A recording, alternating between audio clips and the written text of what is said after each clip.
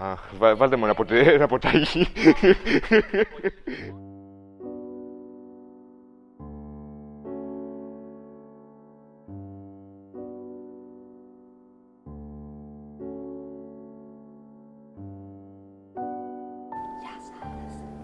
Γεια σας.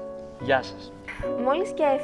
Μόλις άκουσα αλλαγή δεκαετίας, αυθόρμητα μου ήρθε να κάνω έναν απολογισμό για το τι ήμουν το 2010 και τι είμαι τώρα.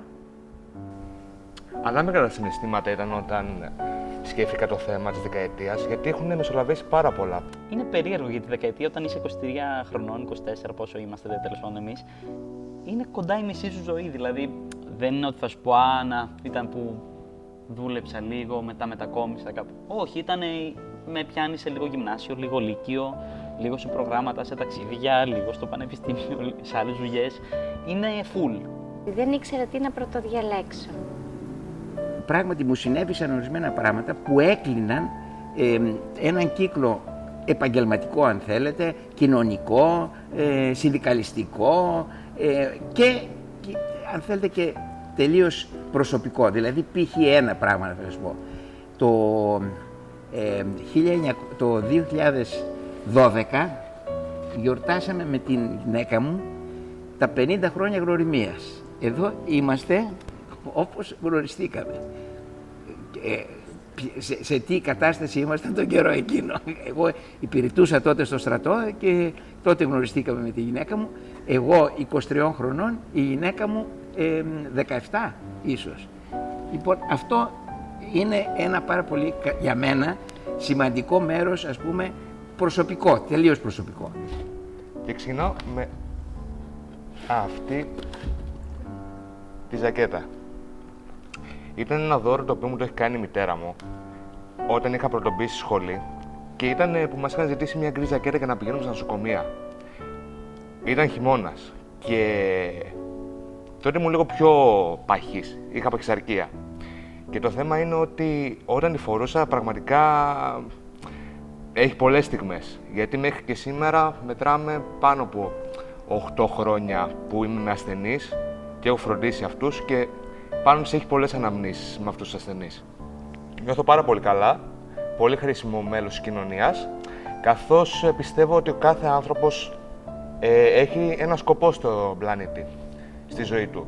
Ο δικός μου σκοπός μάλλον είναι για να φροντίσω. Ένα γεγονός που με καθορίζει είναι αυτό το χαρτί, το οποίο είναι το δεζευτήριό μου. Έμεινα μόνη μου με τα 2 μου παιδιά και έτσι ανακάλυψα ένα καινούριο εαυτό, έναν εαυτό πολυμήχανο θα έλεγα.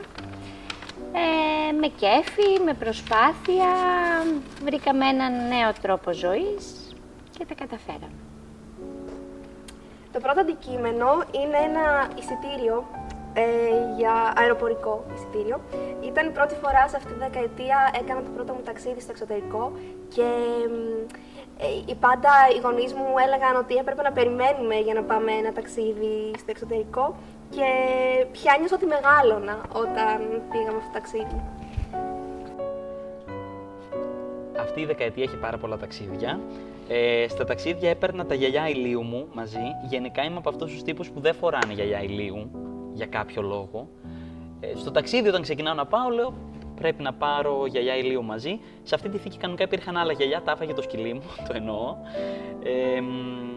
Οπότε προσπαθώντας να δω ποιο είναι το αντικείμενο το οποίο συμβολίζει ας πούμε τα ταξίδια ή κάτι, νομίζω ότι ήταν ό,τι κοντινότερο βρήκα.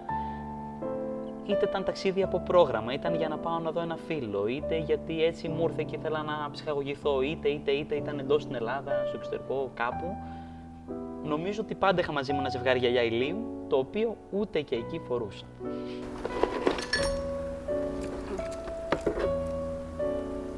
Αμέσως λοιπόν μετά το διαζύγιο και με έναν εκβιαστικό τρόπο απέκτησα το όνειρο της ζωής μου. Μία Βέσπα. Μία Βέσπα την οποία όταν την είδα είπα θέλω να γεράσουμε μαζί. Πάντοτε οδηγούσα σκούτερ, πάντοτε ήμουνα στους δρόμους με μηχανάκια και πάντοτε ονειρευόμουν να έχω μια δικιά μου Βέσπα. Κάποια στιγμή, λόγω συνθηκών, έμεινα χωρίς μηχανάκι και αποφάσισα να αγοράσω ένα καινούριο μεταφορικό μέσο. Ήταν έρωτας με την πρώτη ματιά. Και αυτό το αντικείμενο είναι μια κάμερα, η οποία με έχει συντροφεύσει σε πάρα πολλές στιγμές της ζωής μου. Τις έχω αποθανατήσει, τις έχω αποτυπώσει μες στον χρόνο. Μπορεί να έχω στα 6 χρόνια, όμως έχω βγάλει κάποια βίντεο, κάποιες φωτογραφίες, όπου μπορώ μέσα από αυτές να θυμάμαι, να έχω τις δικές μου αναμνήσεις. Λοιπόν, καταρχήν, το 2014, με τίμησαν από το Σύλλογο Εργοληπτών Δημοσίων Έργων Θεσσαλονίκης, όχι Θεσσαλονίκης, Μακεδονίας και Θεσσαλονίκης, έτσι είναι ο τίτλος, στον οποίο έκανα 12 χρόνια πρόεδρος. Και με τίμησαν για την πολυετή, ας πούμε, προσφορά μου, ενασχόλησή μου με τον Σύλλογο κλπ. Επίσης, το άλλο αντικείμενο είναι ένα στυλό. Γιατί στη δεκαετία αυτή ήταν το γυμνάσιο, ήταν το λύκειο και το πανεπιστήμιο. Σε αυτή τη δεκαετία τα χώреσα όλα και έμαθα ότι είμαι καλή στο γράψιμο. Και ήταν αφορμή, βασικά μου έδωσε και ήταν και ένα κριτήριο και ναι, μια αφορμή, ένας κατευθυντήριος άξονας για τη σχολή στην οποία θα δίνουν εν τέλει να σπουδάσω. Και με το γράψιμο πίστεψα περισσότερο στον εαυτό μου. Πίστεψα ότι υπάρχει κάτι στο οποίο είμαι πραγματικά καλή και έχω ταλέντο.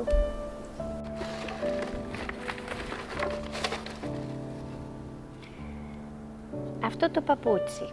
Αυτό το παπούτσι με ανέβασε στον Όλυμπο. Αυτό το παπούτσι μου έδειξε ότι η ανάβαση σε ένα βουνό έχει την απεικόνιση της ζωής. Δηλαδή, η ζωή έχει την ανηφόρα της, αλλά όταν φτάνει στην κορυφή, αγαλιάζει η ψυχή σου. Και με αυτό το παπούτσι τρέχω στην καθημερινότητά μου, ανεβαίνω στα βουνά μου, χαλαρώνω κάνοντας βόλτες στην παραλία. Αυτό το παπούτσι, αν και παλιό, αν και τρίπιο, αν και φθαρμένο, είναι για μένα η παρεούλα μου. Το Infinity Greece είναι πώς έχω το σκυλί, έχω και ένα δεύτερο παιδί. Είναι ένας οργανισμός νεολαίας. Έχουμε προγράμματα εθελοντισμού και εκπαίδευσης για νέους. Υπάρχουμε στη Θεσσαλονίκη από το 2014 και έχουν περάσει πάνω από 330 εθελοντές αυτά τα 5 χρόνια, οι οποίοι στα 5 μας χρόνια ήρθανε και γράψαν ευχές σε αυτό το υπέροχο βιβλίο. Και όταν σκεφτόμουν τι να φέρω μαζί μου, τι μπορεί να είναι το Infinity Greece, να είναι μια στιγμή, να είναι μια φωτογραφία, προσπαθήσω να περιγράψω μια ανάμνηση, έφερα αυτό. Και πιστεύω ότι είναι οι άνθρωποι του το Infinity Greece και δεν θα μπορούσε να λείπει το Infinity, δηλαδή δεν θα γινότανε. Είναι κομμάτι της ζωής μου, της καθημερινότητάς μου, είναι κάτι το οποίο το ξεκίνησα μεν εγώ, αλλά δεν είμαι μόνος μου, δεν είναι εγώ το Infinity Greece. Το επόμενο αντικείμενο είναι μια κορνίζα που μπήκε πια στο σπίτι μου, δεν υπήρχε, την έβαλα τώρα. Στην κορνίζα αυτή είναι ένας άνθρωπος που αγαπώ πάρα πολύ και τον έχασα σε αυτή τη δεκαετία. Ναι. Είναι η γιαγιά μου που ήταν πολλά παραπάνω από μια γιαγιά και για να είμαι ειλικρινής, πάλι όταν σκέφτηκα δεκαετία και τι σημάδεψε αυτή τη δεκαετία, ήταν σίγουρα το ότι έφυγε. Ήταν η ενηλικίωσή μου. Νομίζω δεν ενηλικιώθηκα στα 18. Ενηλικιώθηκα τη στιγμή που έφυγε και έπρεπε να το διαχειριστώ.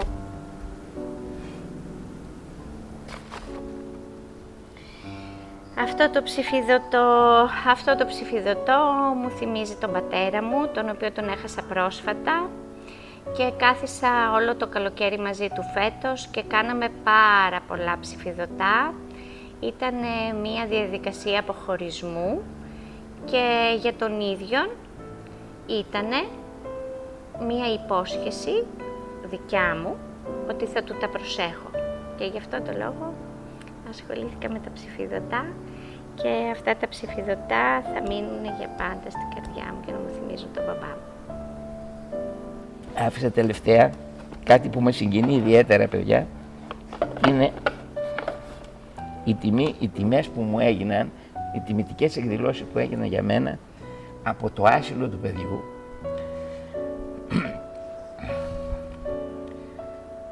Το άσυλο του παιδιού για τη Θεσσαλονίκη είναι ένα εμβληματικό ίδρυμα. Έχει δημιουργηθεί το 1919, το 1019 με συγχωρείτε, το 1019. Γιόρτασε τα 100 χρόνια το 19. Εγώ ήμουνα το 2019, εγώ ήμουνα στο Διοικητικό Συμβούλιο επί 28 συνεχή χρόνια εκλεγμένος και θέλω να το σημειώσω σε ένα γυναικείο κύριο σωματείο, όπου είχα την τιμή, μου έκανα την τιμή οι κυρίες και με εξέλεξαν και γενικό γραμματέα για 12 χρόνια. Αυτό σαν, ας πούμε, ικανοποίηση, αν θέλετε, ηθικής τάξης, αν και το άσυλο με έχει τιμήσει πάρα πολλές φορές και με τιμάει ιδιαίτερα με την αγάπη και των παιδιών και των εργαζομένων, μου έδωσαν αυτό το πράγμα, αυτό το στεφάνι, το οποίο λέει κάτω στον Μάριο Λάζιο, το άσυλο, στο Μάριο Λάζιο με ευγνωμοσύνη.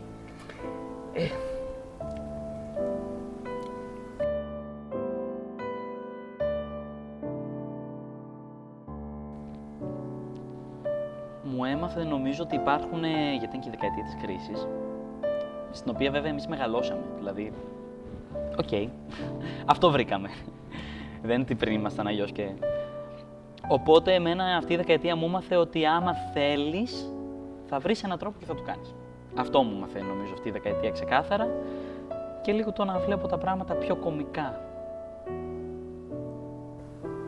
Μου έμαθε να στέκομαι περισσότερο στα πόδια μου, να υπολογίζω περισσότερο τις δυνάμεις μου, να έχω περισσότερη αυτοπεποίθηση και πίστη σε μένα και να λαμβάνω σοβαρά υπόψη τη γνώμη των άλλων, αλλά να λαμβάνω πολύ σοβαρότερα υπόψη τη δική μου γνώμη. Αυτή η δεκαετία με έμαθε να επιβιώνω. Να επιβιώνω από όλες τις απόψεις, και ως γονιός και ως άνθρωπος και ως εργαζόμενη.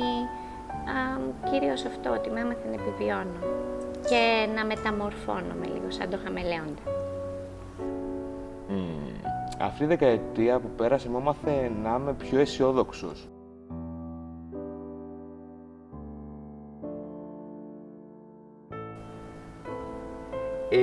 Για μένα, σας είπα, το τέλος μιας άλλης εποχής και η αρχή, ας το πούμε, μιας... από πλευράς όμως γενικότερης, μια πολύ δύσκολη δεκαετία για τον κόσμο τον πολύ, λόγω της οικονομικής κρίσης, αλλά και όλων των άλλων δεινών, των προσφύγων, των δικών μας παιδιών που είναι πρόσφυγες στην Ευρώπη κλπ. Αυτή είναι, δεν είναι μία λέξη, δεν μπορεί να το καλύψει δυστυχώς. Παράνοια. Πώς θα χαρακτήριζα τη δεκαετία που πέρασε? Θα έλεγα ηλικίωση.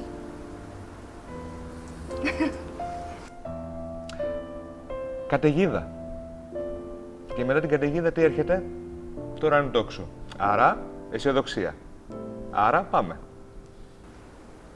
Περιπέτεια.